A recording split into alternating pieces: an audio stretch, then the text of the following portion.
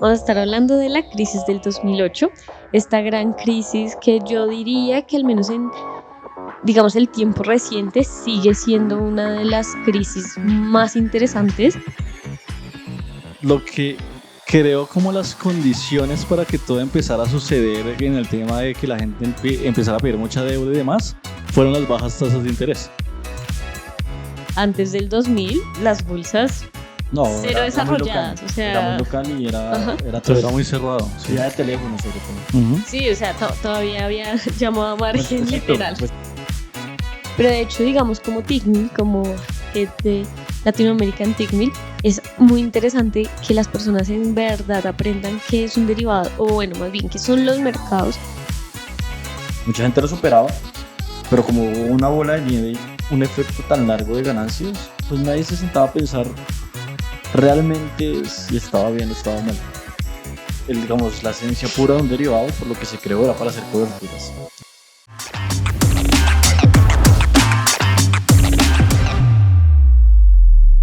Hola, hola, bienvenidos una vez más a Al Alza Podcast, este podcast donde vamos a estar hablando de diferentes temas financieros, chismecitos, crisis, historias del pasado, posibles predicciones. Una vez más nos acompañan Diego Rodríguez. Bienvenido, Diego. Hola Natalie, ¿cómo vas? Muy ¿Qué tal el bien. fin de semana? Complicado, pero ya ahorita hablamos un poco más. Y también estamos aquí con Julián Pineda. Hola, Un Julián. gusto estar aquí otra vez. Súper. Nuestro analista invitado y yo, su host, Natalia Ávila. Y bueno, sí, ahora sí, muchachos. Bueno, de hecho, Julián, ¿cómo te fue en tu examen? Fue el martes. Sí. El martes estaba en eso y no, bien, mira que bien, yo creo que bien. Pues obviamente no se sabe todo, pero estuvo más, digamos que más llevable que otros exámenes que he presentado por ahí, sí. No, es chévere, o sea, estuvo como más chévere, no lo sentí, o sea, estuvo bien. Ahí, ¿Cuándo te dan resultados? eso siempre sale como en mes y medio. O sea, tú presentas y como que ellos lo mandan por allá, lo revisan y ahí te mandan los resultados, sí. Debe ser un poco duro, ¿no? O sea, un Sí, mes y no, medio la esperar ahí, espera sí entrega. es complicada, claro. Es una pereza eso. Pero es esperar, a ver que salga lo mejor. Yo ahí lo di todo. Sí, ahí ya, ya di todo en el examen, entonces bien. Vamos a ver si ya podemos seguir con el camino del CMT, por fin. Listo. ¿Y tú, qué tal? ¿Cómo estuvo tu fin de semana? Pues a mí que siempre me gusta hablar de noticias, viendo el tema de las elecciones del, ¿cómo se llama? El Congreso Europeo, si no estoy mal. Ujú. Pues viendo como que, digamos, en temas políticos Europa ahorita está bastante dividida. Sí. Hay bastante incertidumbre, obviamente eso es importante mirarlo porque a futuro eso decide cómo va a estar estable económicamente Europa, ¿no? Ujú. Entonces, como que con sentimientos encontrados, como con ilusión, pero al mismo tiempo con miedo porque está muy dividido todo. Sí, aunque siento que eso es algo que normalmente siempre pasa, es como el ciclo normal de la humanidad, por así Ujú. decirlo, porque pues entonces Europa estaba con ciertos pensamientos muy arraigados y ahora se ve todo ese cambio donde ya hay muchas personas como hartas de esos pensamientos y se ve es como todo lo contrario. Entonces lo preocupante ahora sería como que se llega a otro extremo, pero siento que eso también es como parte del Son como ciclo. ciclos, ¿no? Como Sí. ciclos, son como ciclos. Mm. Sí, sino lo que ocurre es que, o sea, a mí yo digo, cuando hay estabilidad, ya sea de un lado para, o el otro, o sea, ya sea izquierda, sea derecha, sea centro, Mm. como que desde el punto de vista de finanzas, de inversión, es mucho más fácil y predecible hacer una toma de decisión de inversión. Cuando estamos en un periodo como este, que es como está muy dividido, el problema es que hay tanta incertidumbre que se vuelve mucho más volátil el mercado. Claro, al que le gusta la volatilidad es bueno, Mm. pero pues, por ejemplo, para mí que yo tengo una tendencia a ser un poquito más, intentar como que los factores políticos estén por fuera, Mm. es un poco más duro de analizar y ver, pero eso significa que va a estar chévere, o sea, también va a estar chévere el tema de las elecciones Emocionante. en Estados Unidos y, o sea, de lo que tú dices, es un cambio, un ciclo, ya el proceso que venía la Unión Europea se está acabando y mira, el futuro dirá. Obviamente no me quiero extender más porque vamos a hablar de otra cosa, pero es algo interesante, Sí. es algo bien interesante. Buen contexto ahí, Dieguito. Sí. Sí, sí, claro.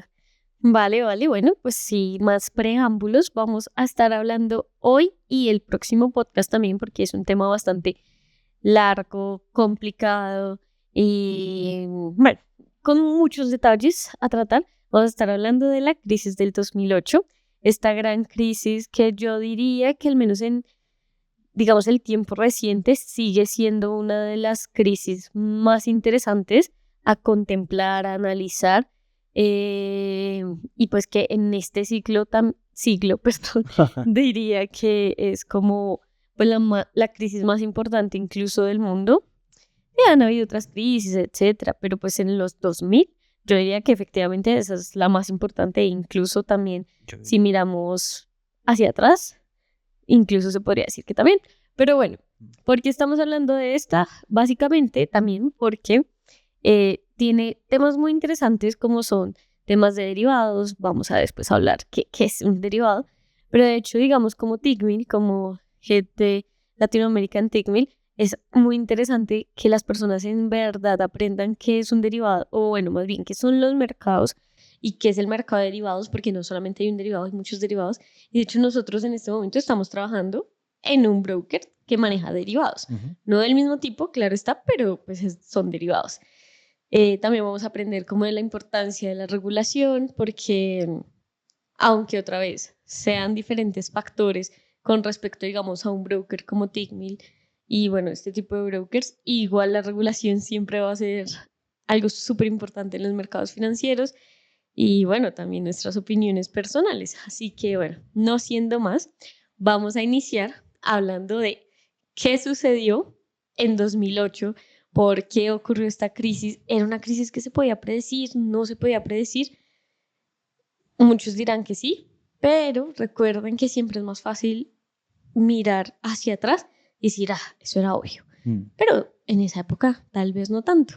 Entonces vamos a empezar con nuestra línea de tiempo más o menos en los 70s, 80, donde un dato muy importante es que antes del 2008 Estados Unidos llevaba 40 años de crecimiento financiero sin ni una sola crisis. Y luego, después estalló de una manera muy interesante, ¿no? Pero bueno, sí. Entonces empecemos, muchachos. ¿Qué pasó en los 70s, 80s? Porque yo lo estoy trayendo a colación, porque si estamos hablando de la crisis del 2008, debemos irnos tan atrás para poder entender qué sucedía. Vale, pues hay que recordar, por ejemplo, que todo comienza en los 70s con Reagan, cuando comienza a hacer un tema de desregulación de los activos financieros a raíz de una crisis que creo que es en 1977. Correcto, sí. A raíz del petróleo, en donde pues digamos fue un choque muy fuerte para la economía estadounidense y tenían que comenzar a, digamos, permitir cierto tipo de regulaciones para poder como fomentar el crecimiento económico otra vez. También hubieron, digamos, tomadas de decisiones bastante agresivas por parte de la Fed. En un año subieron 10% la tasa de interés. Es algo que no se había visto nunca. No creo que se vuelva a ver. Y de hecho llegaron como a un total de 20%, ¿no? De 10 a 20% más o menos. O sea, literalmente es como la tasa de interés más alta que ha tenido la Fed. Exacto. Entonces, como que, digamos, eso hizo que esa crisis acelerara muchísimo, pero digamos que eso también ayudó a que después de que fuera una crisis muy rápida, de más o menos, creo que fueron 2 años, el crecimiento y el boom económico de Estados Unidos, o sea, hizo que acelerara ese crecimiento de manera desmedida porque fue como un borrón y cuenta nueva súper radical que se hizo en 2 años, pero eso permitió que se saneara lo que era como todo el tema de macroeconomía, de temas de tasas de interés, de créditos, y que Estados Unidos pudiera crecer. Se disparó el empleo, se disparó el crecimiento, los baby boomers vienen de ahí, o sea, viene de todo ese tema de crecimiento económico de personas y consolidó mucho Estados Unidos. De hecho, eso va relacionado que en 1987 se creó lo que sería el primer CEO, que pues digamos que va a haber, lo vamos a explicar un poquito más adelante, pero de ahí, a raíz de que está todo este crecimiento y hay un boom en lo que serían las hipotecas en Estados Unidos, se comienzan a crear lo que serían derivados relacionados con hipotecas y en 2008, como consecuencia, la crisis financiera. Sí, de hecho, también algo muy importante para que las personas alcancen a dimensionar estos cambios con el gobierno de Reagan es estas medidas, yo diría que son bastante pensadas en el corto plazo, sobre todo porque de hecho muchas personas hoy en día en Estados Unidos critican bastante este gobierno porque muchas medidas fueron un poco nefastas, siendo muy sincera, ya que efectivamente sí era un poco como clasista, por así decirlo, favorecía bastante a los más ricos de unas maneras un poco, digamos que no tan igualitarias, es que no sé la palabra, porque es que como que engañó a las personas para No era hacerlas creer. equitativo, o sea, no era Exacto, o como... sea, Sí. era como un tema de que supuestamente iba a beneficiar a la gran mayoría, pero no, Ujú, porque todo parte de este supuesto económico de que si, pues, o sea, que a mi modo de ver personal no está del todo bien, es que si tú favoreces a los ricos, que son los que tienen los medios de producción, tú ujú. indirectamente vas a favorecer al común de la gente. Para Porque si ellos empleado. tienen más dinero, ellos supuestamente van a tener más incentivos para contratar más gente y incentivar la industria. Hay un montón de estudios que han demostrado que eso no es del todo cierto, porque Ujú. los incentivos no solo va por el tema del dinero, pero era algo que se creía en ese momento. De hecho, Reagan, bueno, no estoy mal, sino también fue el tema de Bretton Woods antes, ¿no? Sí, y también lo que hay que tener en cuenta es que, o sea, hay algo súper clave a tener en cuenta con el 2008 que obviamente ya pasa mucho más adelante de lo que estamos hablando, Ujú. y es que, o sea, ustedes tienen que saber como que después de cada vez que hay una crisis financiera, por así decirlo, como que el mercado dice, listo, cometimos muchos errores, todos, no estamos haciendo las cosas bien, entonces vamos a poner más regulaciones, más regulaciones. Sí. Y ya lo contamos cuando hablamos del 2015 en el podcast de Forex y demás. Entonces, eso siempre pasa, siempre hay una crisis y todo el mundo dice, ah, no, toca regular esto porque esto no puede volver a pasar, toca regular esto, eso no puede pasar. En el 29 pasó algo parecido. Entonces, la Ujú. crisis del 29 que se considera que ha sido como una de las peores crisis de la humanidad. Después de eso empezaron a salir muchas regulaciones que con el paso del tiempo se fueron eliminando o reduciendo para permitirle al mercado crecer más. ¿Sí? Entonces, estamos hablando que hay un periodo de 1929 aproximadamente hasta los 70 u 80 donde posiblemente el mercado estadounidense sobre todo era más regulado, o sea, tenía más leyes en contra de Ujú. pronto prácticas que se pueden hacer ahorita, pero los gobiernos empezaron a decir como no, esto de pronto es demasiado agresivo y no nos va a permitir empezar a crecer y en esos momentos como estaban la pelea con Rusia y demás, entonces necesitaban ser mucho más competitivos con todo lo que están haciendo. Entonces, Está como anticuado, por así exacto, estaba decirlo. como Está muy anticuado el anticuado el sistema. sistema. Pero pues más adelante vamos a darnos cuenta de pronto, La importancia de esas exacto, de pronto la regulaciones. importancia de este tipo de regulaciones hubiera podido evitar cosas. Pero a mí se me hace que para entender de pronto en 2008, o sea, como que tenemos que hablar que de mucho tema de hipotecas y demás, es importante tener en cuenta como el contexto en el que estaba en ese momento la gente, ¿no? Entonces, Exacto. si se acuerdan en un podcast pasado hablamos de lo que estaba pasando en Europa después de la Segunda Guerra, pues en Estados Unidos pasó algo parecido, pero para bien. O sea, Europa estaba mal. Exacto. Estaban en boom. Estaban en boom. O sea, mientras que Europa estaba súper mal, Estados Unidos le estaba yendo muy bien. O sea, sí, tenían el tema de la Guerra Fría y todo este tema, pero pues en general ellos estaban produciendo como locos y estaban muy bien. Y eso eventualmente le estaba ayudando mucho a la economía a recuperarse, ¿no? Entonces, digamos que fue avanzando así, lo de commodities afectó, pero seguían bien. Llegaron por allá en los 90 las .com que afectaron, ¿cierto?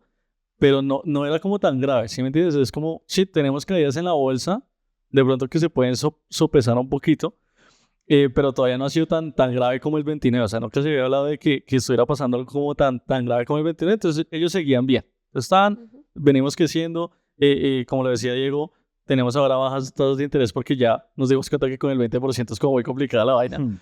Entonces, ellos también estaban como, se me hace que estaban como experimentando mucho, porque si tú ves literalmente la curva de las tasas de interés de Estados Unidos, es como que van normales, ¿cierto? 1950, 70 se botan a 20%, bajan como a 15, suben otra vez como a 20, bajan como a 10, o sea, es muy loco y después dicen, no, sí sirve la bajita. Y entonces es como fase experimental que estaban haciendo ahí con el Banco Central. Sí, porque piensa tú que cuando eso no existía la teoría económica Ujú. todavía tan consolidada de que en ciclo económico, por ejemplo, cuando es un ciclo económico ya muy alcista, hay que restringir a través de tasa de Ajá. interés la inflación y Sí. viceversa, para incentivar la economía a bajar la tasa. Cuando esa teoría económica todavía no está consolidada porque apenas eran los 70, o sea, ya se había hablado en varios libros, en varios estudios, pero por ejemplo se crea más por otros lados, como por ejemplo era Keynes, que por ejemplo el crecimiento económico iba más hacia el gasto público y no tenía nada que ver que, por ejemplo, con la tasa de interés. Ujú. Y también hay un tema importante a tener en cuenta, es que en ese entonces no estaba tan consolidado el tema de la globalización. Exacto. Exacto. Entonces los países como que no tenían, o sea, ellos como que se enfocaban en sí mismos. Entonces decían, listo, nosotros vamos a manejar esto de esta manera. Entonces lo vamos a llevar de esta manera. Pero digamos que no le prestaba mucha atención a lo que estaba pasando en el otro lado. Entonces, no, que China está haciendo eso, no importa tanto. Que Rusia está haciendo esto, no importa tanto. Ahorita sí ya es mucho más así. O sea, de hecho, si ustedes se pueden a mirar como esta semana, de hecho, decisiones de tasa de interés en Estados Unidos. Y cuando ustedes se pueden a mirar el discurso, es como, no, tienen en cuenta lo que está pasando por allá y por acá y por acá y en todo lado. Sí, Vamos a hacer esto. sí, Pues es antes no verdad. era tan así, era como, bueno, vamos a hacer esto a ver si funciona. O sea, pareciera que fuera así, ¿no? Como vamos a subirla hasta allá a ver si funciona. Y si no sale bien, pues la bajamos a ver qué pasa. Pues ya no es tan así, ya es como todo muy milimétricamente controlado Sí. para evitar hacer Claro. cualquier decisión. Piensa, Claro, en cambio en esa época, digamos, ya con Reagan, en el gobierno de Reagan, también se veía, digamos, el interés propio del país y obviamente el interés de las empresas de ese país, cómo los políticos podían llegar a tener negocios con estos grandes magnates, por así decirlos, y ahí como toda esta serie de conflicto de intereses, etcétera. Pero pues sí, efectivamente con otros países, obviamente no es como que estemos diciendo que no había relación, sí, sí la había, pero pues no estaban tan interconectados.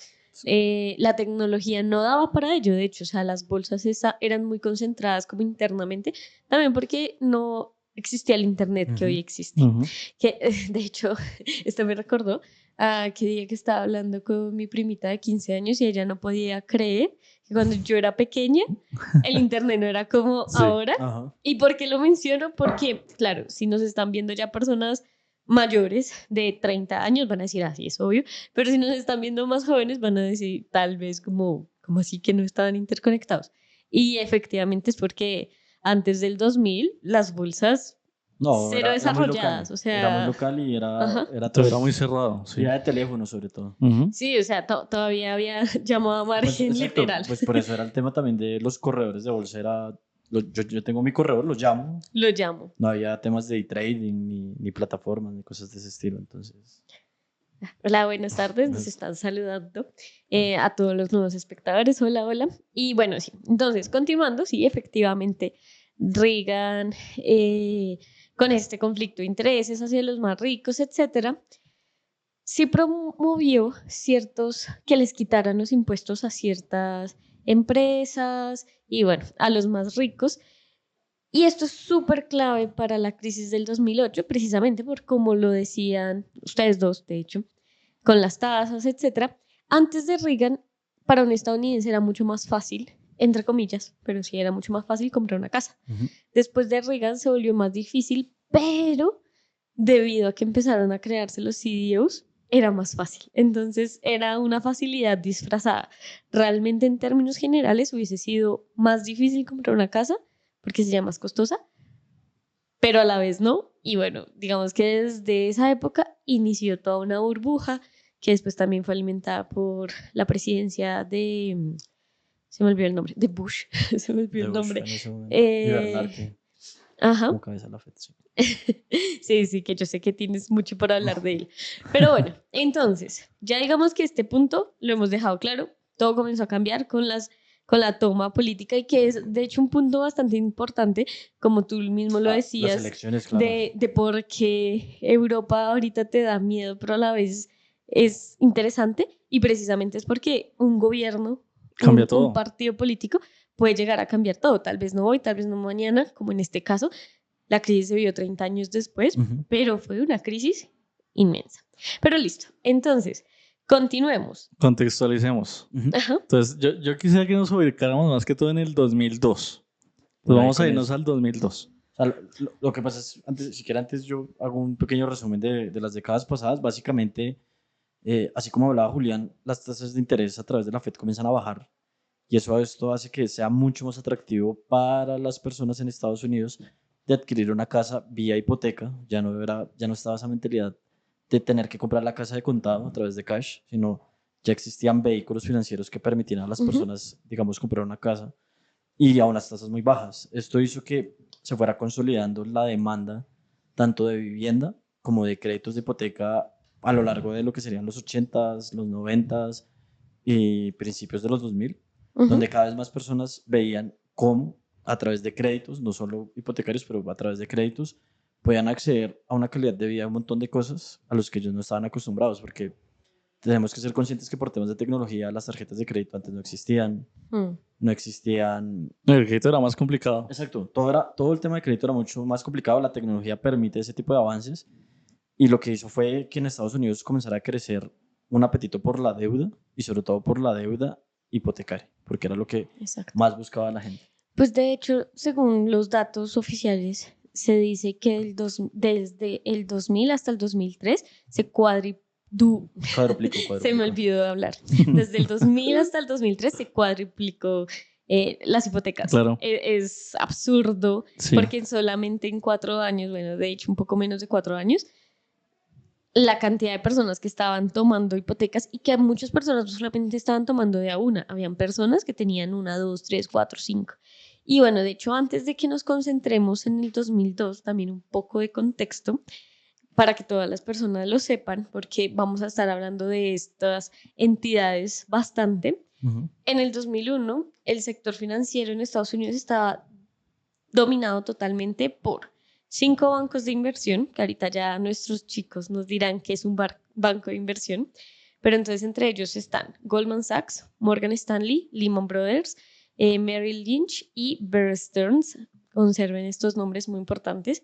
2 conglomerados financieros, Citigroup y JP Morgan, 3 aseguradoras, AIG, MBIA y AMBAC, y 3 calificadoras de riesgo que son Fitch, Moody's y Standard Poor's. Ujú. Pero entonces es súper importante porque efectivamente la burbuja inmobiliaria, aunque digamos que nos podemos ir hasta los 70, realmente comenzó a crearse desde el 2000 hasta el 2007. Y por eso Julián, sí, básicamente.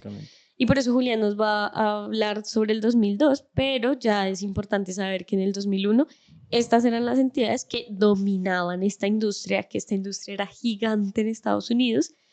Y bueno, ahora sí, Sí, mire, o sea, cuéntanos. quiero que entendamos un poquito cómo empezó a comenzar todo, ¿no? Porque, o sea, ¿qué fue lo que empezó a pasar? O sea, tengan en cuenta primero, o sea, lo que creó como las condiciones para que todo empezara a suceder en el tema de que la gente empezara a pedir mucha deuda y demás, fueron las bajas tasas de interés. Entonces estamos hablando de que por allá en los 70s, 80s se mantenían altas tasas de interés o bajas, pero digamos que, hagan de cuenta, eran como el 20 y pasaban al 5 y así sucesivamente. En el 2002 empezó a pasar algo muy interesante en Estados Unidos y es que la tasa de interés llegó al 1%. Entonces, y se mantuvo en el 1% durante bastantes años, aproximadamente unos 3 o 4 años estuvo en el 1% sin cambios. Entonces, claro, ¿qué empezó a pasar en la economía? La gente dijo como, oiga, la deuda está barata, ¿sí? Y no solo la gente, sino las empresas, los bancos y todo.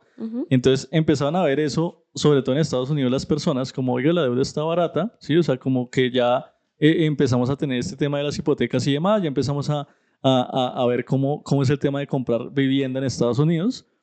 Pues aprovechemos las bajas tasas de interés, ¿cierto? Y también a eso es importante mencionar que eso venía acompañado de que Estados Unidos estaba bien, pero también estaba bien Asia y estaba bien Europa. Entonces, en ese momento, quiero que todos se imaginen como que todo el mundo estaba bien, ¿sí? O sea, todo el mundo estaba creciendo, se había acabado la Guerra Fría, Estados Unidos estaba por allá, él solito, dándose por allá batallas en Medio Oriente, pero estaba él solito, entonces digamos que estaba todo muy al lado de esos conflictos militares, entonces digamos que todo el mundo se sentía bien, está creciendo la economía, tenemos seguridad, entonces estamos bien, ¿sí? Eso es súper importante tenerlo en cuenta porque eso es, digamos que, como el efecto emocional de las burbujas, que la gente, exacto, la gente cree que todo está muy bien. Sí. Y de hecho, digamos que una persona siempre se puede preguntar como, bueno, pero ¿por qué una burbuja pasa desapercibida? Es por eso, porque todo el mundo cree que está bien y no es que la gente no se dé cuenta, sino que no se quiere dar cuenta, ¿sí? Es más eso, es como, pero es que esto salió mal. No, pero no es tan grave. La negación. Exacto. Sí. No es tan grave. No, pero no es tan grave. Sí, o sea, seguimos creciendo. No, y hay otro factor también, por ejemplo, en este caso en particular y en la mayoría de las burbujas es el optimismo es importante y también se genera esta euforia, pero también existe la relación de que realmente la gente no sabe valorar lo que está pasando, porque es lo que decía Julián, yo me siento bien, todo está bien, algo sale mal, no es culpa de eso, sino es porque salió mal y no es culpa de nadie. ¿Por qué no se puede saber si es culpa de alguien o si es del mismo activo? Porque es algo que la misma gente no sabe cómo valorar si está bien o está mal. Y por ejemplo, en el caso de 2008, que eran activos derivados complejos, es que ni siquiera los mismos bancos de inversión o las calificadoras sabían a ciencia cierta cómo se valoraba un activo de esos, porque era muy complicado. Y hay una... Bueno, aunque aquí voy a decir un paréntesis bien interesante y es que efectivamente esa palabra que acabas de decir de que era muy complicado, era la palabra que usaban también para engañar a las personas. Claro. Habían muchas personas que sí sabían, habían muchas personas que sabían que esos activos de los cuales vamos a hablar más adelante no valían nada. Y la excusa para esas personas decirle a los clientes, a los inversionistas, a los reguladores, etcétera, incluso uno viéndolas después de años, cuando ellos ya tuvieron que comparecer ante la justicia, es que son activos complicados. Entonces, de hecho es muy gracioso que lo hayas dicho y bien irónico y muy importante tenerlo en cuenta porque sí son activos complicados, pero también esa era la excusa que ponían para lavarse las manos de todo lo que estaban haciendo, aunque obviamente no todos los traders que estaban ahí sabían que efectivamente eso era algo malo. Habían muchos que sí estaban engañados, habían muchos que sí eran simplemente vendedores innatos, pero sí. No, claro, no, es importante. y es que lo que yo quería complementar, que va muy de la mano contigo, es en cualquier fondo de inversión, banca de inversión, los mismos traders retail y un montón de gente tiene esta regla de oro. Si tú generas rentabilidad y no lo entiendes, no importa, porque estás generando rentabilidad. Y en serio, Hay dinero. exacto, en serio la gente no se toma la molestia de entenderlo a profundidad porque si está haciendo dinero, ¿para qué? O sea, yo no tengo que entender cómo funciona, por ejemplo, Apple al derecho y al revés y todos los números y todos los peers, si puedo operar la acción y me va bien. No es necesario.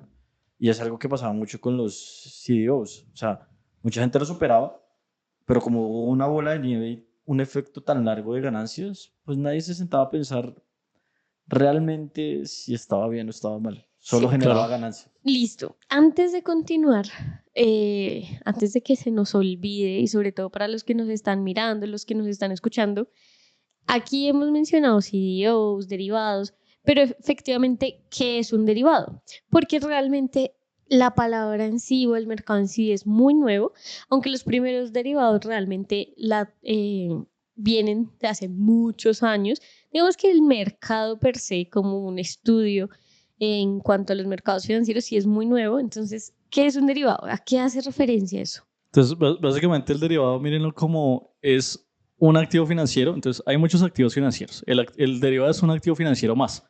Lo único que tiene, digamos, de característico este producto financiero es que su movimiento, lo que él esté haciendo, si se renta o si pierde, depende de otro activo.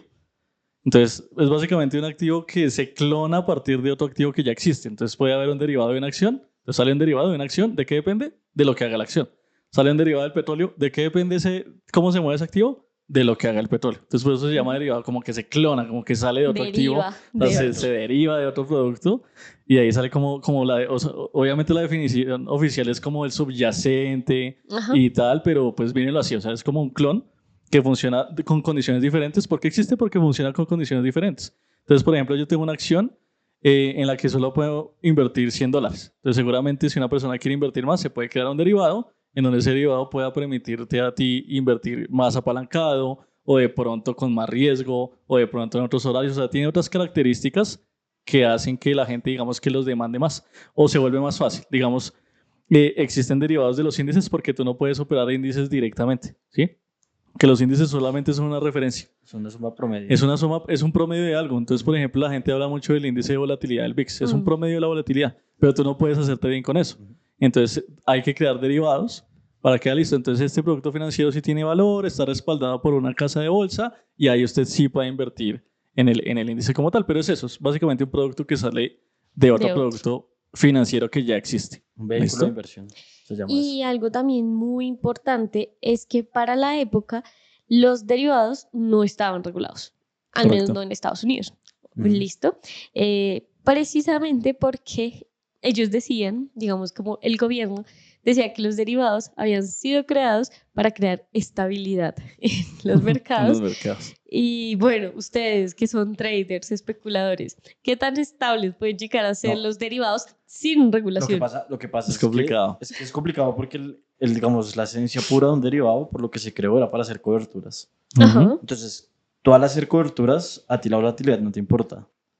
Porque si yo, por ejemplo, no sé, soy un productor de arroz y yo hago un futuro de arroz, de precio de arroz, yo me garantizo un precio. A mí no me importa si el arroz sube o baja porque yo ya cubrí mis costos y mi ganancia a través de un derivado. Y por eso es que salieron los futuros, salieron las Mm. opciones y salieron los vehículos de derivados financieros para hacer cobertura de riesgo. Que eso no está mal, eso no está para nada Exacto, mal. entonces, si tú lo haces por cobertura, a ti no te importa que sea volátil o no sea volátil. ¿Qué es lo que ocurre? Cuando se vuelve un medio especulativo, Llegan los especuladores. exacto, es muchísimo más volátil que, lo que sería el activo subyacente, que eso es a lo que hace referencias al activo que depende del derivado. Del que depende. Ujú. Entonces, pues digamos que si yo hago coberturas no me parece, si yo no hago coberturas y me dedico a especular con derivados, más en un contexto sin regulaciones, o sea, pues uno ve cosas loquísimas como apalancamiento 1 10.000, apalancamiento 1 infinito, eh, derivados de, no sé, fracciones de acciones, ahí uno ve de todo. Entonces, Mm. lo que ocurre No es es de derivados de derivados. derivados de índices sintéticos, Sí. sintéticos. Los Derivados del clima. CFDs, a la final Los los CFDs Los son CFDs derivados de un Son derivado derivados de un derivado. del cual está derivado. Exacto, Y entonces, salió otro Otro activo. derivado. Exacto. Ahí es donde de pronto viene el problema. entonces, ¿qué Sí. es lo que ocurre? Lo que realmente ocurre es que se vuelven activos tan complejos que la persona común no los va a entender. O sea, yo no puedo comparar valorar una acción a valorar un CFD porque son cosas completamente diferentes y la regulación, como que, de hecho, yo creo que está hecha para que las personas no la caguen, perdón la palabra, sino como que si las personas pudieran, sería como ir a un casino y apuesto mi casa, un color en la ruleta y que sea lo que Dios quiera, me hago rico, me hago pobre. Y muchas veces la regulación es como, tranquilo amigo, o sea, no tienes que Contrólate, botar sí. tu dinero, exacto. Ujú. Entonces, pues, no sé, para mí sería como el salvaje oeste o no sé, la Segunda Guerra Mundial, como lo quieran ver, la verdad, eso sería básicamente una Listo. masacre. Listo. Y ahora, antes de continuar, ya sabemos que es un derivado, ya Sí. simplemente sabemos Aclarado. que es un activo que se deriva de otro y fin. Sin todos los Sí, no, technicalities. ¿para qué? Pero entonces ahora hemos mencionado también otro concepto y que sí fue clave para esta crisis del 2008. ¿Cuáles fueron esos derivados del 2000 que provocaron esta crisis del 2008? Bueno, hay varios, ¿no? O sea, Sí. de hecho hay tres. Son tres. principales. Son tres principales. Entonces, el primero se llama el MBS, que traduce Mortgage Backed Security. Entonces, haz de cuenta que eso es básicamente como una canasta en donde hay muchos papelitos de deudas de personas. O sea, es eso. 1000, Entonces, exactamente, sí, hay por cada paquete. una persona pide una deuda de una casa, entonces esa la empaquetan junto con otras 999 personas y se vuelve un MBS, que es Mortgage Backed. Ujú. Entonces ya queda ahí. Esto es una canasta. Ahí se empieza a complicar la cosa. Porque entonces de ese MBS sale otro Derivado. ¿cierto? Derivado. O sea, este digamos que no es tan derivado porque nada más es como agrupar hipotecas y ya. Pero entonces de este sale un derivado que se llama un CDO. Ujú, Entonces ese traduce Collateralized Debt Obligation. ujú. Que ya se empieza a complicar la cosa, ¿no? Ya como Collateralized, bueno. Ese ya es complicado porque entonces listo, él coge el MBS que es una canasta con 1000 hipotecas de 1000 personas y lo empieza a juntar con otras cosas. Entonces, ahí por aquí hay bonos. Venga, juntémoslo con estas hipotecas. Ujú. ¡Pum! Ay, por aquí hay otros productos financieros. Venga, juntémoslo con estas hipotecas y creamos un derivado mucho más robusto. Hasta con créditos de Con préstamos, tarjetas ajá. de crédito, Sí, de carros, entonces ya empiezan préstamos a- comerciales. Universidad. Universidad. Sí. Entonces empiezan a meter de todo. Ya Y- se empieza a meter de todo. Y de hecho yo les digo por qué, porque así como usted lo habló, ¿por qué se volvió, o sea, por qué los CDOs se volvieron tendencia en lo que era del 2002 más o menos al 2006, 4 años? Julián lo dijo, las tasas de interés Muy bajas. están muy bajas. ¿Eso qué significa? Que los bonos, los treasuries en Estados Unidos están muy bajos, Sí. que es lo que se considera regularmente como un activo libre de riesgo, o sea, libre entre muchas comillas, pero prácticamente libre de riesgo. Y ustedes saben que los fondos y los hedge funds, por políticas y por diversificación de portafolio, tienen que invertir sí o sí en activos seguros. Los fondos de pensión. Los fondos de Ujú. pensiones, ojo con eso en 2008 para el siguiente podcast, porque es muy importante. Fondos de empleados, de ahorros, bueno, muchísimos, tienen que sí o sí tener un componente de activos de libre de riesgo de renta fija. Como los bonos son tan bajos, porque tienen una tasa muy baja, lo que se volvió muy atractivo que fue los CDOs, porque a través de ese paquete de varios tipos de deudas, a mí lo que sería el retorno promedio de lo que sería un CDO es mucho más atractivo que un treasury.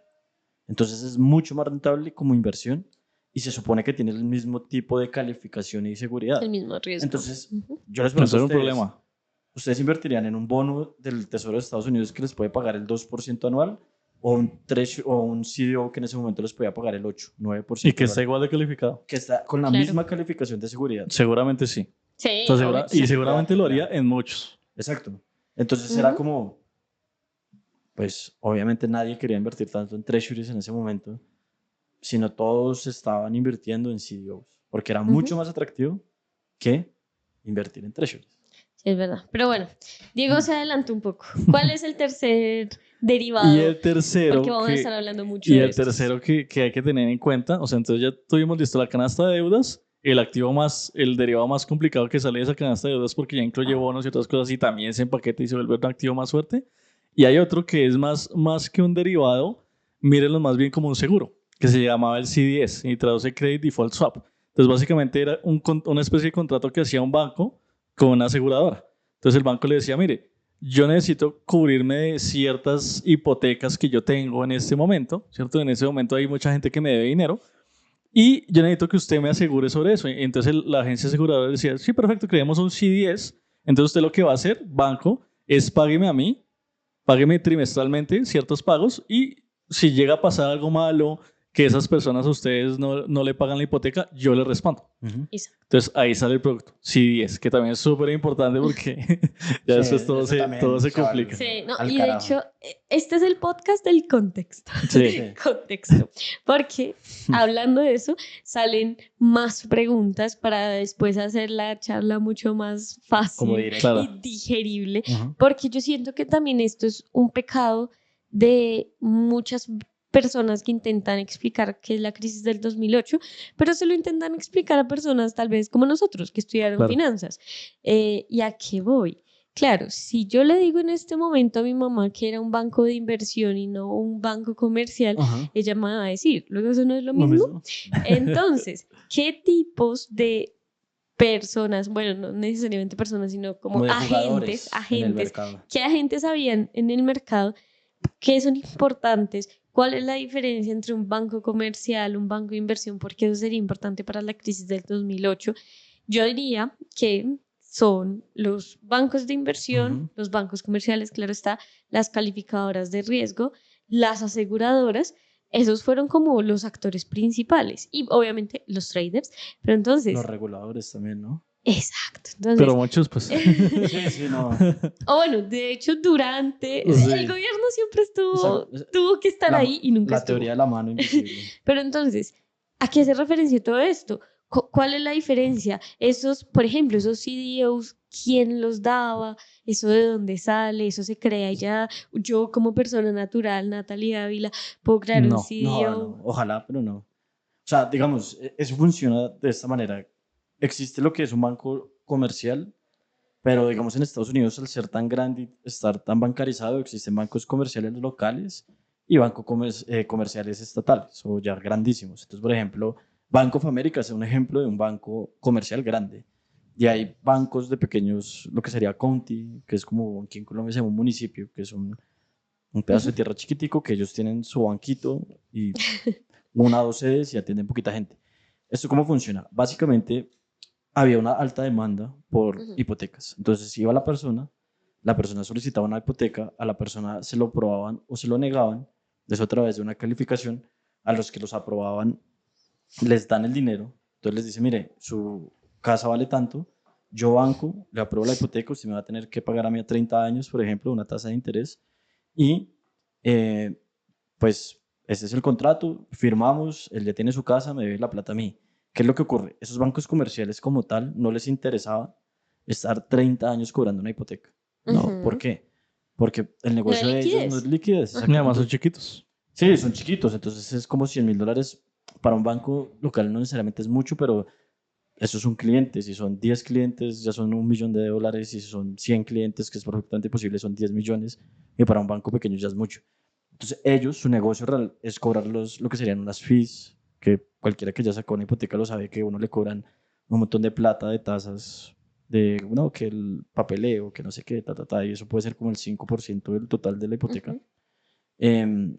Entonces, ellos cobran ese fee y lo que hacían era vender ese derecho de la hipoteca a una banca de inversión, ¿sí? Obviamente, dependiendo del tamaño, pues vendía muchas o poquitas. Si era, por ejemplo, ya un banco comercial muy grande, como podría ser Bank of America o el mismo Citi, ellos lo que hacían era empaquetar ya de una vez esas hipotecas en un grupo de 1000 y hacer un mortgage packet security y vender ya el paquete como tal. O sea, ahí es Si donde era- sale el MBS. Exacto, O sea, ahí es donde se empieza sale el a MBS. gestar todo. Si era de los pequeños, pues entre varios se unen y una banca de inversión decía, yo cojo 1000, las empaqueto y vendo el paquete, porque yo no me voy a poner a vender de a una hipoteca. Yo las empaqueto, le hago un producto más atractivo, así como les comenté a ustedes, y eso es lo que yo comienzo a vender.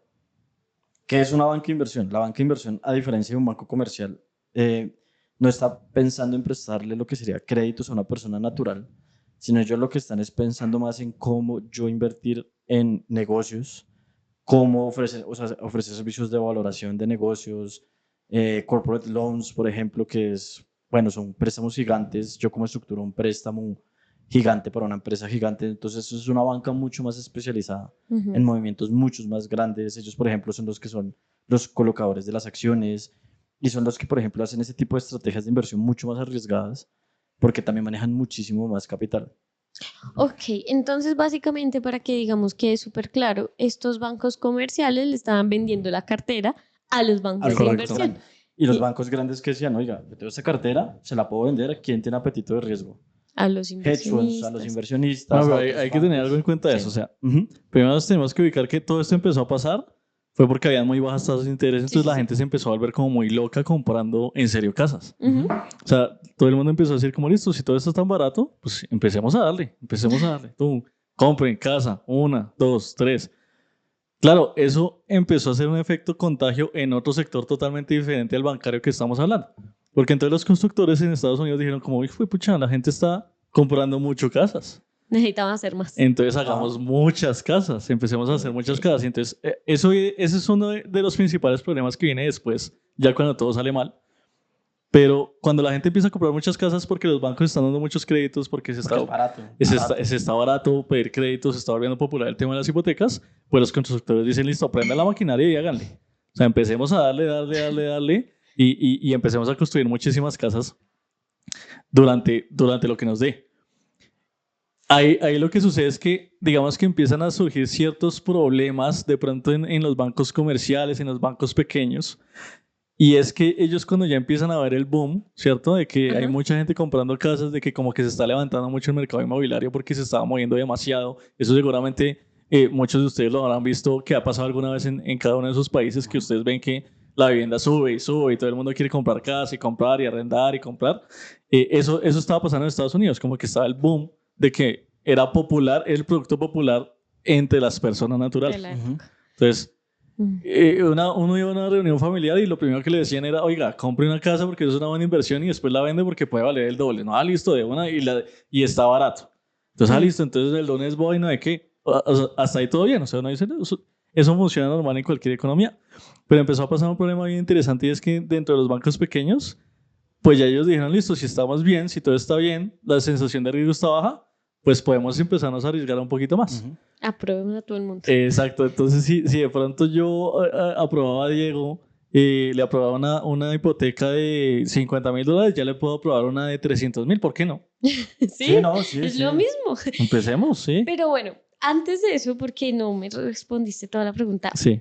muy importante también para que las personas entiendan qué es una calificadora, quién es Fitch, quién es Standard & Poor's. Exacto. ¿Eso luego no era un índice? Bueno, importante el tema de las calificadoras porque son 3. Ellos se dice que tienen un oligopolio de calificación a nivel mundial. Sí. Entonces, ellos son unas agencias creadas, bueno, por diferentes actores del mercado, pero ellos básicamente se encargan de, cuando llega un producto financiero a las manos de ellos lo observan, miran cómo funciona, miran cómo se está desarrollando y le ponen un score. O sea, le ponen como un puntaje. grado, un puntaje.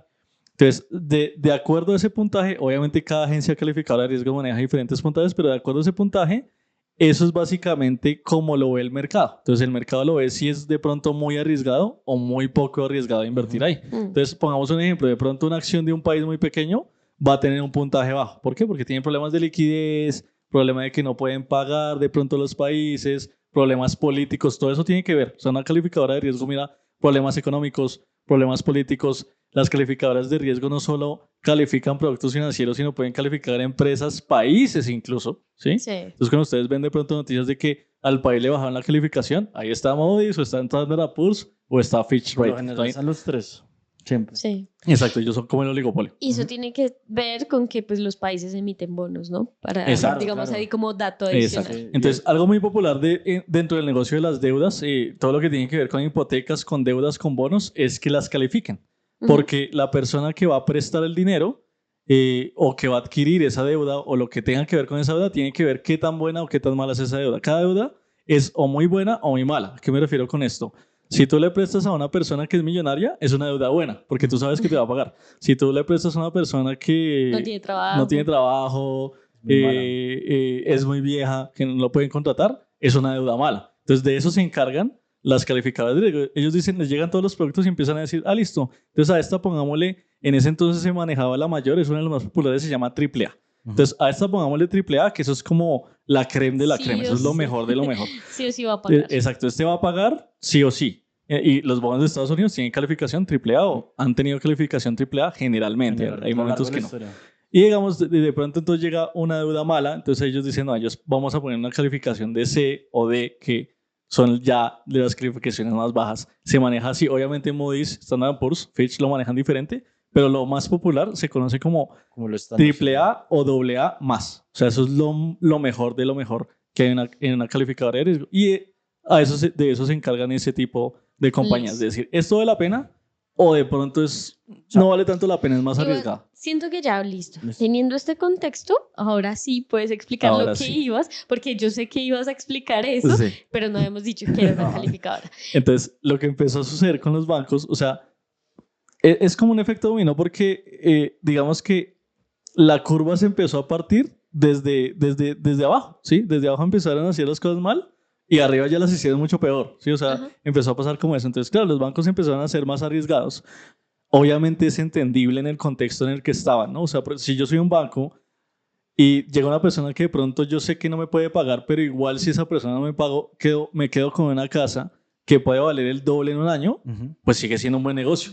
Es que era lo que yo les decía a ustedes. Sigue Era lo siendo que un les buen decía a ustedes. O sea, la gente no pregunta si están haciendo dinero. Y Exacto. no solo eso, también que yo recuerdo que antes de esa época, como yo les dije anteriormente, era relativamente fácil comprar casas, todo el mundo creía que ¿quién no va a pagar una hipoteca? Claro. O sea, o sea, era como una combinación de todo. Estaba el sentimiento. Es que es el tema del sentimiento también. O sea, cuando los bancos, generalmente los actores del mercado, cuando ven que todo está bien, Sí. se empiezan a arriesgar muchísimo. Se empiezan a decir como, no, ya que gestión de riesgo, ni que nada, que bar, que nada. Entonces empiezan a tomar como decisiones más arriesgadas para ser más rentables más rápido. Y eso empezó a pasar. Y Entonces, es listo. que hay otra cosa, o sea, había un conflicto de intereses muy fuerte. ¿Por qué? Porque piensen ustedes que el comercial que se encargaba de preaprobar una hipoteca, él se ganaba una comisión por las aprobar. hipotecas. Entonces a él no le interesaba rechazar hipotecas. Que la a él lo que le estabilidad interesaba bancaria. era dar hipotecas porque le iba a comisionar por eso. Entonces ahí ya se perdió un filtro. El segundo filtro, por lo general, era el banco comercial. Pero es que el banco comercial sabía que realmente él iba a hacer el dinero no por la hipoteca, sino porque se le iba a poder vender una banca de inversión y ellos iban a cobrar sus fees y realmente la hipoteca no le importaba. Y a la banca de inversión tampoco le importaba que estuviera bien calificado. ¿Por qué? Porque ellos iban a ganar con la estructura del CDO. Ya, bueno, no lleguemos hasta allá todavía. Entonces no había ningún tipo de interés por calificar bien ese tipo de activos porque todos ganaban, fuera basura o no fuera basura. O sea, el punto de todo es que, aunque seguramente hubo gente que se dio cuenta que los bancos estaban calificando mal a la gente, que le estaban prestando de pronto mucho más dinero a una persona que no podía pagar, pues igual no hacían nada porque decían, es que no importa porque es que en el peor de los escenarios el banco se va a quedar con la casa de esa persona y la va a vender más cara. Exacto. Entonces, ¿qué importa? ¿Sí? O sea, ¿qué importa si yo le presto $500,000 a una persona que no tiene trabajo? Si a la larga, pues me va a quedar con una casa de $500,000 que seguramente después de un año va a valer $600,000 o $700,000. Pues no importa, ¿sí? Sí. Pero entonces, claro, eso empieza a pasar en los bancos pequeños. Entonces, los bancos pequeños dicen, listo, pero de pronto ya es muy arriesgado yo tener 50.000 clientes que no me vayan a pagar, ¿sí? Que pues yo seguramente sé eso porque ellos mismos eran los que le estaban dando créditos altos esas a personas. personas que no tenían nada que ver. Entonces de pronto ellos dijeron, listo, yo me quiero cubrir un poquito más. Ahí empieza a salir todo el tema de los MBS. Entonces los chiquitos se aliaban con las bancas de inversión o los que eran más grandes empezaban a empaquetar todas esas deudas y empezaban a mandarlas a otros bancos de inversión, a otros inversionistas y demás. A Y ahí es vender donde entra el cartera. tema de los calificadores de riesgo. ¿Por qué? Ellos hacían una estrategia, ellos no eran bobos. Obviamente los calificadores de riesgo no son tontos, ¿sí? Yo sé, ellos veían ese paquete de deudas y decían como, "Uy, de pronto esto no está tan bien". Lo trataban de esconder porque lo que hacían era que metían, haz de cuenta que de las 1.000, habían 700 deudas malas y 300 buenas, como para que medio pasara porque, Sí. por un paquete bueno de deudas, ¿sí? Entonces, no, si metemos 300 buenas y 700 malas, de pronto le ponen una calificación mejor, entonces no es tan grave. Y es que lo sucio de eso fue que ellos comenzaron 70 buenas, 30 malas, Sí. y en 2 o 3 años pasaron de ese 70 buenas a 30 buenas, 70 malas. Porque, Mm. o sea, como hay tanto conflicto de interés, no hay incentivo para que alguien hiciera un estudio exhaustivo de si eso era verdad o no era verdad. Aparte que aquí vienen las comisiones. Las calificadoras también ganaban Claro. comisión. Y si yo como Goldman Sachs iba a Fitch, le decía, bueno, necesito que me evalúes esto. Y Fitch me decía, no, eso es un D. Pues yo iba a Standard & Poor's, no Claro. me iba a quedar con esa D. Entonces ellas también ganaban comisión. Y pues ya que otro se la iba a quedar, pues ¿por qué no me la ¿Por qué quedo no yo? hacerlo Claro. yo? Es que empezó como un tema también de... O sea, eso fue un revuelto de todo, porque entonces, claro, uno se pregunta, listo, pero si esos paquetes de los que me está hablando Julián, Natalie y Diego eran malos, ¿por qué las que supuestamente supercalificadoras de riesgo a nivel mundial lo valoraron como lo mejor del mercado? Es que estamos hablando de que le ponían a títulos de deuda de gente que no podía pagar casas, le ponían la mejor calificación de deuda, es decir, que ellos eran millonarios todos, o sea, todos iban a pagar al 100%. Entonces, ¿por qué empieza a pasar eso? Por conflicto de interés. Entonces, tú mencionaste comisión, entonces los bancos los chantajeaban literalmente. Les decían, póngame esta calificación, la necesito. ¿Qué favor quiere? ¿Sí? Sí. ¿Cómo arreglamos? No podemos arreglar, listo, pues ahí está Moody's y está Fitch. O sea, usted no es el único. Es cruzar una calle. Exacto. Cruzamos una calle literal. y ya, y es que yo le estoy pidiendo valorar millones de hipotecas. O sea, yo no le voy a pagar poquito por eso. Entonces, claro, ahí ya están, por eso empieza, de pronto sí, de pronto no. Entonces, sí, claro, ya se empiezan a ver como chanchullos, como decimos en Colombia, así como cosas de pronto no del todo hechas, pero el punto fue que de todas esas deudas que ya habían valorado mal los bancos chiquitos, las volvieron a valorar incluso peor las agencias calificadoras de riesgo y ya se fueron al mercado. Entonces ya todos esos filtros se rompieron y se fue eso al mercado. O sea, se fue un título llamado MBS al mercado que fue empaquetado. Ahí es donde entra el CDO, porque llegan a los bancos de inversión y dicen, listo, perfecto, esta vaina está chévere. Entonces vamos a coger todos estos MBS. Echémosle un bono por ahí. Echémosle bonos, echémosle más ingredientes a la sopa y mandémoslo. Préstamos universitarios. Es como ese tema, es un poquito parecido a lo que es el tema de lavado de activos. O sea, yo sé que es fuera de contexto, pero tú vas haciendo capas. Sí. Claro. Y entre más capas tengas, menos visible es el Exacto. engaño. Porque tú dices, listo, yo mando una cosa que tiene como mil deudas, pero tiene bonos, tiene deudas de otra vaina, entonces la gente no va a mirar eso. O sea, es que yo, por ejemplo, les digo algo. O sea, ¿ustedes creen que alguien compra 10 CVS, ¿sí? Que se ponga a valorar? Sí, porque son paquetes, son diferentes paquetes, CDOs, que digo. Sí, 10 CDOs, sí. Perdón. 10 CDOs. Cada paquete viene de a 1.000 hipotecas. ¿Ustedes creen que alguien es capaz de ponerse a analizar 10.000 hipotecas para saber si van a pagar o no? Y además de eso, los bonos y todo eso que venía más adicionalmente. metiéndole bono, Sí, tarjeta de crédito, un montón de deuda. Sí, de hecho, por eso Nadie. está la película, si les interesa a todos los que nos están escuchando, nos están viendo, The Big Short o La Gran Apuesta. Y él era el loco de la película porque fue Michael el único Bublé. que se puso a mirar una Que por era un una. CEO, sí. Nadie se iba a poner a mirar. Entonces, claro, estaban las personas que efectivamente sabían que estaban haciendo chanchullos, como lo Claro. decimos, y habían otras que simplemente confiaban ciegamente en el sistema y jamás se les hubiese ocurrido que esos bonos, esos activos, CDOs que estaban calificados como AAA no fueran AAA, porque ellos confiaban en el sistema, en la SEC, en, bueno, esto ya pasó por regulación, esto ya pasó por la agencia esto, calificadora. todo. Pero recuerden que los derivados no estaban regulados, muy importante. No estaban para nada regulados y de hecho Greenspan súper duro en cuanto a que no se regulara.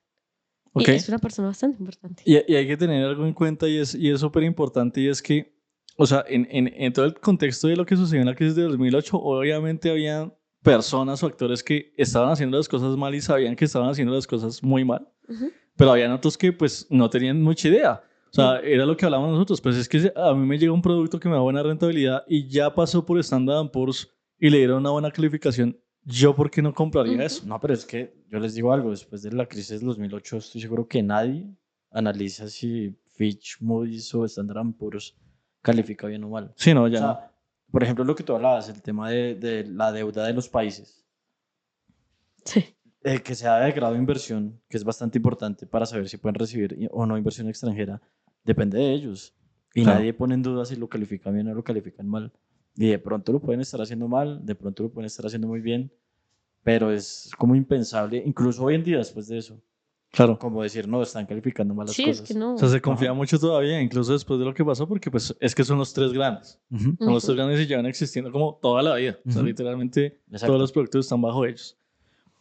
Y bueno, o sea, todo se resume en que ya se empiezan a filtrar todos esos CEOs mucho al mercado. ¿Sí? Entonces ya empiezan a llegar a los bancos de inversión, porque entre los bancos de inversión se vendían los Sí. CEOs. Entonces yo lo creaba, se lo vendía a otro, y el otro se lo vendía a otro, y después ese me lo vendía a mí. Es que es tan fácil que, o sea, era una bola de nieve tan fuerte que yo a un CEO hecho le había agregado otra deuda y el otro CEO nuevo. Exacto. Sí. Entonces por eso decimos que sale el derivado del derivado, porque cuando se empieza a crear el primer CEO, se podían incluso crear CEOs a partir de ese CEO. Exacto, porque por ejemplo, eso no de hecho, creo que no lo hemos explicado, pero el CEO hace referencia a collateral dev. Ah, no, mentira, usted lo Sí, explicó, sí, ¿no? Sí, colateral de Pero Google para que la gente pueda Collateral. entender, básicamente es, yo pago y todo lo que sea un derivado relacionado a este, todo se paga. Pero si yo pago y hay 20 derivados detrás mío, ninguno paga. Y eso más adelante va a ser muy importante para el tema de la crisis. Porque como estamos hablando, comenzaron a sacar deuda de deuda de deuda. Empezaron como a multiplicar la deuda, Ajá. porque entonces empezaron, claro, nosotros estábamos hablando de que al principio habían solo hipotecas en una canasta, Exacto. pero ya cuando empiezan a meter y a crear derivados sobre esas hipotecas, es decir, derivados que salen de ahí, ya se empieza a complicar mucho el tema y sí, o sea, básicamente llegó un punto en donde eso se regó mucho en el mercado. Entonces todos los bancos tenían CEOs, los bancos que emitían CEOs también compraban CEOs, Exacto. porque era rentable, o sea, todo el mundo se estaba rentando mucho con eso. Y lo peor de eso era que la plata que ganaban con los CDOs la utilizaban para estructurar más CDOs. Sí, y no, algo también súper importante que creo que no hemos mencionado es que en esa época, en el 2004, la SEC también permitió que los bancos de inversión aumentaran su leverage ratio. ¿Qué es esto? Básicamente es qué tanto se pueden endeudar. Si tienen, o sea, bueno, estaba, si no estoy mal, en 1.15, entonces por cada uno, pues hasta 15, y lo aumentaron como hasta el 1.35, 1.30. Entonces habían muchos bancos donde efectivamente estaban el 1.33, 1.30, 1.29, Claro, se que era, apalancaban. estaban sobreapalancados totalmente. Que para alguien que opere Forex dirá, yo estoy apalancado 1.100. Eso es terrible. Imagínense uno Un tener, banco es mucho. no sé, 13.000 millones de dólares en un Sí, decenas 1.30. de O sea, miles sí, de millones de es- dólares en... Entonces, efectivamente, como dice Julián, comenzaron a comprar y vender estos O sea, CDOs, se llenó el estos mercado, se derivados, llena el Se mercado. llenó, se saturó de hecho. Era lo único que se invertía y que casi. O cada sea, vez era el era activo de más moda. apalancado. Era el Ajá. activo de moda. O sea, literalmente ahorita lo que, por ejemplo, han visto en los últimos años con las criptomonedas, que todo el mundo habla de eso, todo el mundo quiere invertir en eso, en ese momento era el activo de Era lo que moda pasó. entre los bancos y entre los fondos, Y los entre los inversionistas. O sea, todo el mundo quería CEOs porque era el producto de moda, el producto rentable de lo que más se estaba emitiendo. Todo el mundo decía, listo, como tiene que ver con las viviendas y las viviendas se está subiendo, pues súper bien. Pasó bien. O sea, por todo lado está bien. Calificación AAA. La calificación AAA o Era muy buena súper calificación. líquido Entonces, también. en boca y en ojos de todo el mundo, por eso es tan difícil de pronto predecir una crisis, pues eso era normal. O sea, todo el mundo esto es normal, es lo que está comprando todo el mundo, es muy complicado que salga mal, ¿sí? Entonces, por eso también es muy difícil mirar el tema de una crisis porque uno dice, es que es un activo normal, o sea, solo son hipotecas y la vivienda está subiendo y todo el mundo está comprando casas y la economía está bien Entonces, ¿yo por qué tendría que preocuparme Exacto. por que algo pase? Exacto. Y bueno, ya para ir terminando este contexto antes del 2008, también algo súper importante a tener en cuenta son las aseguradoras. Ujú, De hecho, la mayor aseguradora de Estados Unidos en la época era AIG. ujú. Y aunque tú ya lo mencionaste un poco, aquí comienzan a ser mucho más importantes los credit default swap, porque AIG es que es muy, ay, Dios mío, es que es muy gracioso. Ellos son una aseguradora y comienzan a vender seguros para Claro. protegerse en contra de los CDOs, los Incumplimiento. cuales nunca pensaron otra vez ¿Qué iba a que pasar? alguien fuese a no pagar una hipoteca, porque ¿quién no paga su hipoteca? O sea, literal, así era el pensamiento. Exacto. Entonces AIG comienza a vender estos, Sí, es. Seguros. ajá, sí estos es. seguros, sí. Pero otra vez también, como todo lo vendían en grande, ¿no? No podían venderlo. Claro, o sea, lo que hacían los bancos de inversión que estaban empaquetando todos esos CEOs es que ellos necesitaban esa protección. Entonces Ujú. ellos decían, ¿cómo listo? Que el Perfecto. riesgo lo Entonces, tenga otro. exacto. Entonces las aseguradoras le dijeron, ¿cómo listo? Esto como tiene que ver con hipotecas, vuelve y juega, como el mercado está bien, como todo está subiendo, o sea, todos estamos bien. Entonces, claro, los bancos de inversión decían, listo, yo igual me tengo que asegurar porque así es como funcionan bancos y yo sé que me va a quedar con la vivienda y todo va a salir bien, pues yo necesito una aseguradora detrás. Entonces, yo le pago el CIES porque el CIES consiste en que el banco de inversión le pagaba, le hacía pagos a la aseguradora y la aseguradora en caso de que haya default, es decir, que nadie pague, pues ahí es donde entra y hace su papel de aseguradora desde, pum, yo le pago todo y Ujú. no se preocupe. Entonces, los bancos de inversión también se empezaron a llenar de CDS, traspasándole, por así decirlo, el riesgo a las aseguradoras, porque en caso de default, pues ahí es donde se iban a ejercer los CDS y iba, digamos que a todo salir bien, entre comillas. De hecho, es tan absurdo que hubo un momento en el 2008 que habían aseguradoras de aseguradoras. Sí, había Sí. aseguradoras Ellas que fueron los que a la aseguraban larga a fueron los que otras más se aseguradoras. quebraron. Ajá. Porque ellas, o sea, Las aseguradoras, perdón. exacto. Pues, Porque había muchas aseguradoras que, como oiga, me estoy quedando por fuera, pues yo lo aseguro, usted aseguradora. Ah, porque es rentable, o sea, es que Exacto. un banco te está haciendo pagos muy grandes, trimestrales, Ujú. por un título que está valorado AAA, eso son gangas. Y claro, Ajá. cuál es el tema de ese? Por ejemplo, para ir cerrando, es ellos trabajan en modelos estimando, porque pues yo me imagino que habrá gente que nos está escuchando y pensará, no, pero es que es imposible que todo el mundo pague. No, obviamente no todo el mundo, el 100% de las hipotecas se pagaban, pero esos derivados financieros se estructuran pensando que entre el 10 y el 20%, máximo un 30% van a incumplir con lo Ujú. que sería el pago de la hipoteca.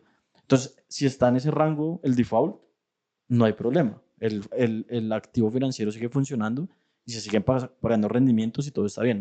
Se va a pagar tanto como si se pagara todo el 100%, pero es rentable. Entonces, todo el mundo pensaba que era imposible pasar de ese 30%. Sí.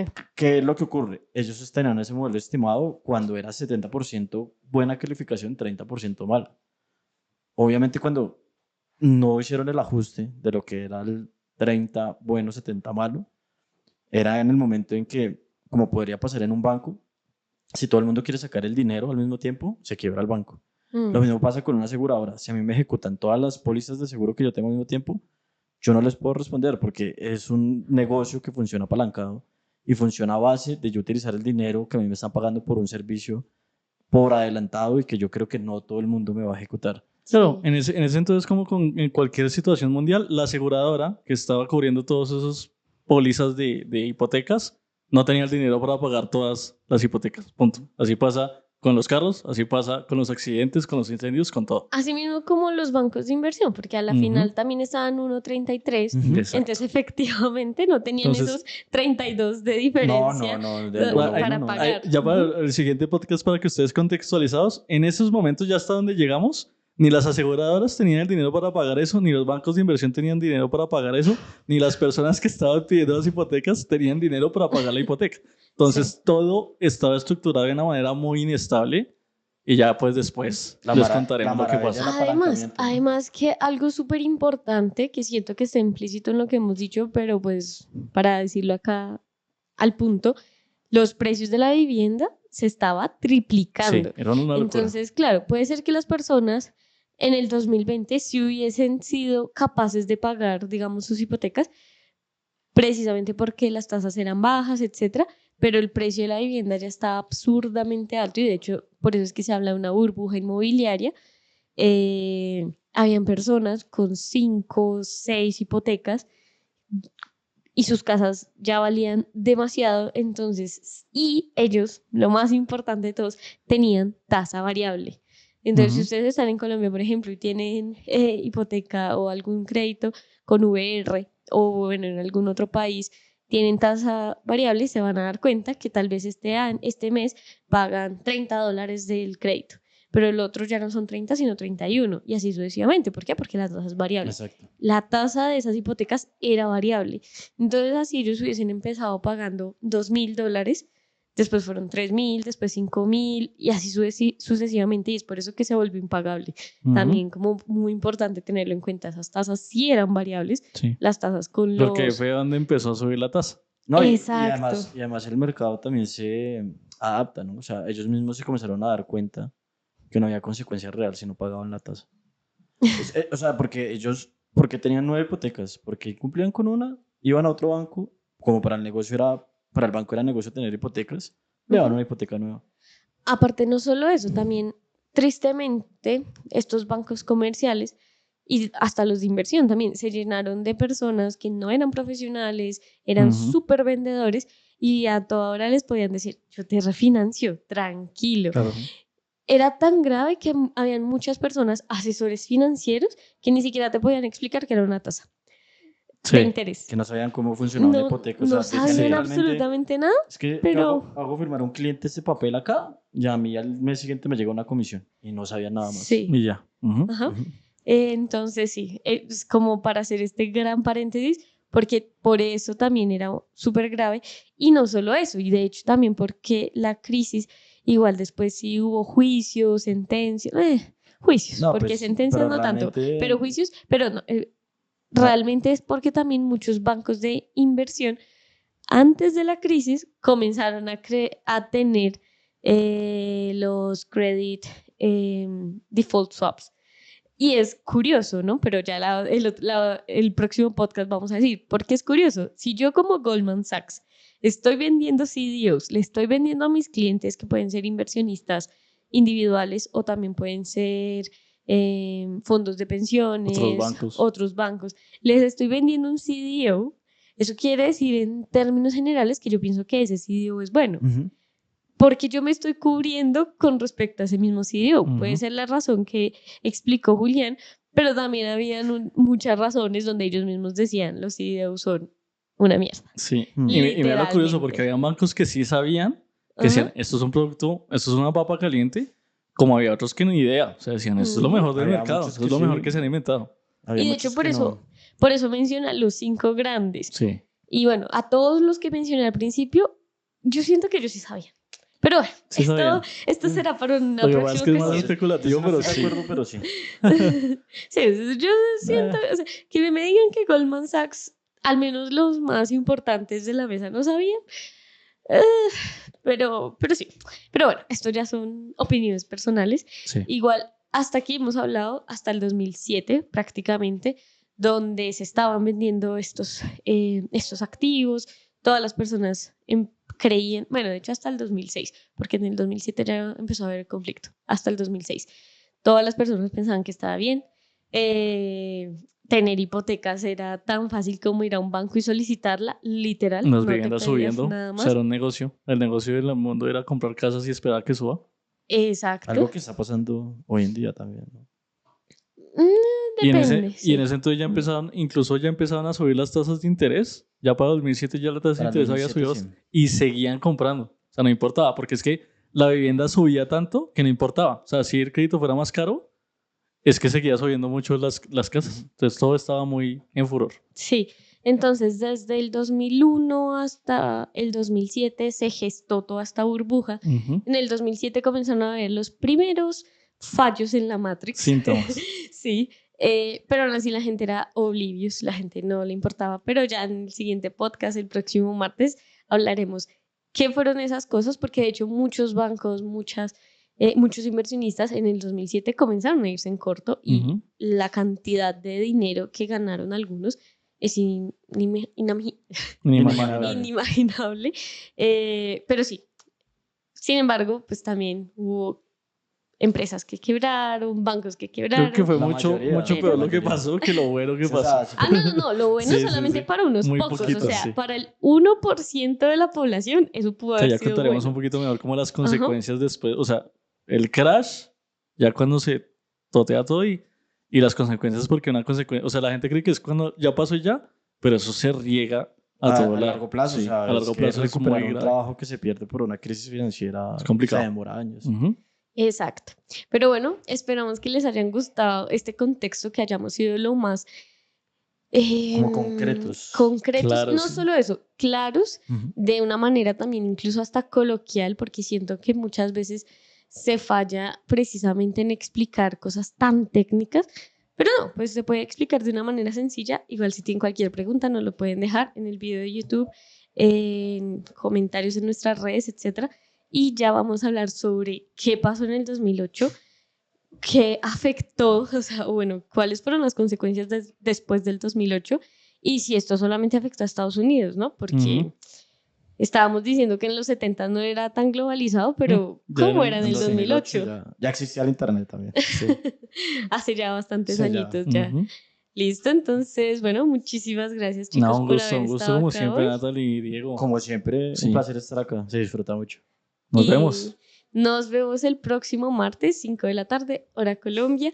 Y vamos a tener esta segunda parte de qué sucedió en el 2008, qué podemos aprender Y con de- nueva oficina, ¿no? del 2008. Con Y vamos a nuevo- estar en un Nuevo nuevo espacio, mejor lugar, dicho. en un nuevo lugar, sí. Mm. Entonces nos verán en un nuevo lugar. Ahí nos van diciendo qué les parece ese nuevo lugar.